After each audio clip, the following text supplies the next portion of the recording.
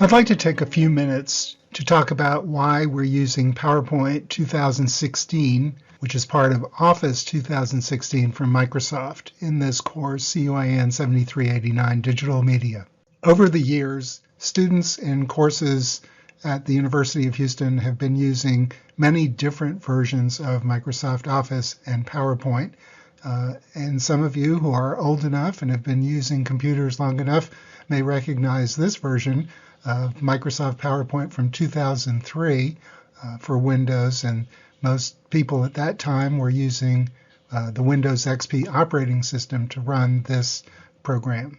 For some of you, this version of PowerPoint from 2007 for Windows may be familiar, or if you're a Mac user, this older version of PowerPoint 2008 may be one that you used in the past. More recent versions, such as PowerPoint 2010 for Windows, shown here, or PowerPoint 2011 for Mac users, may be a version that you've used in the past, or perhaps are still using. If you're a Windows user, then there's a good chance that you have used PowerPoint 2013 for Windows, and this may be the version that you're currently using. However, none of these versions that we've looked at so far are going to work for CUIN 7389 this year. There's also a recent version of Microsoft Office that is web-based called Office 365. And there's a version of PowerPoint included in that application, and it's the same for Windows or Mac users since it runs through a web interface or a web browser.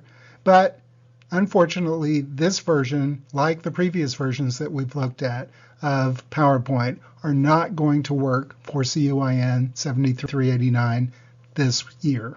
And number 3, there's a version of Office 2016 for Mac that includes all of the same features in PowerPoint so that Windows users and Mac users will, for the first time, I think, have access to all of the same tools and options.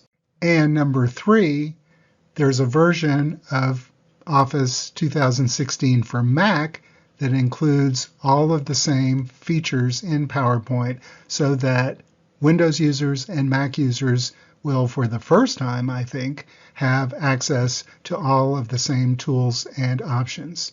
So if you haven't done so already, please refer to the video instructions on how to download and install Office 2016 so that you'll be ready to start using it as soon as the course begins.